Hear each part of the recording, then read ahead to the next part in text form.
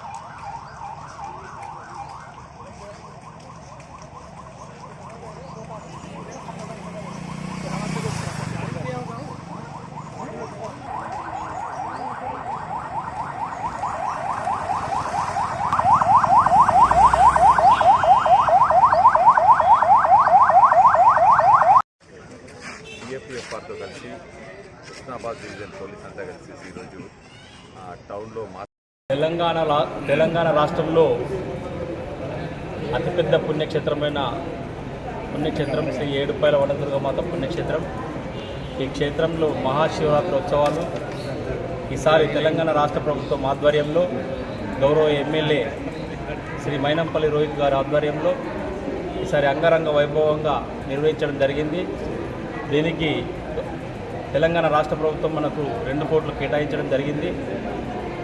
District collector ఆధ్వర్యంలో జిల్లా అధికారులు R&B, RWS, irrigation, PR, health department అన్ని డిపార్ట్మెంట్లకి ఈసారి ముఖ్యంగా మనకు శానిటేషన్ DPO సిబ్బంది చాలా చక్కగా పనిచేయడం జరిగింది. పోలీసు సిబ్బందికి చాలా చక్కగా పనిచేయడం జరిగింది.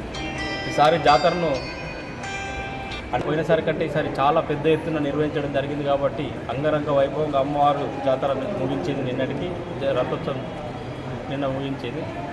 ఈరోజు మనము భాగంగా 3 రోజులు మనకు మహాశివరాత్రి ఉత్సవాలలో ODBM ద్వారా 77,950 రూపాయల ఆదాయం రావడం జరిగింది. కేశఖండం ద్వారా 59,250 రూపాయలు రావడం జరిగింది. స్పెషల్ దర్శనం ద్వారా 2,68,520 రూపాయలు రావడం జరిగింది. స్పెషల్ 20 రూపాయలది, స్పెషల్ దర్శనం 100 రూపాయలది 7,27,200 రూపాయలు రావడం జరిగింది. లడ్డు ద్వారా 1,70,000 17,70,000 రూపాయలు రావడం జరిగింది. పులిహోర 7,39,900 రావడం జరిగింది.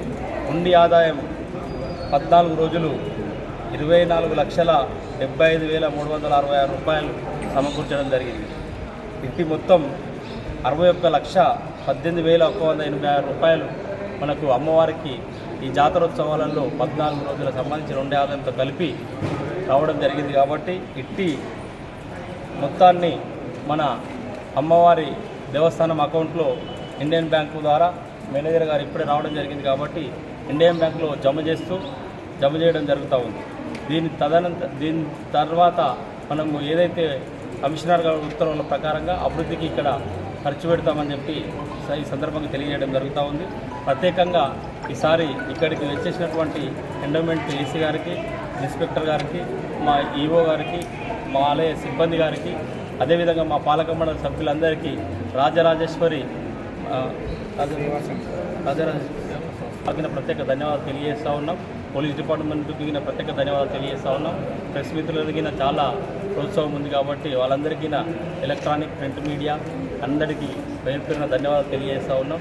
ఇక్కడ వచ్చినటువంటి ప్రతి ఒక్కరికి అన్ని డిపార్ట్మెంట్లకు అందరికీ అమ్మవారి ఆశీస్సులు ఉండాలని చెప్పి మనస్ఫూర్తిగా కోరుకుంటూ ఈ అవకాశం ఇచ్చినందుకు జై వనదుర్గ మాతాకి జై.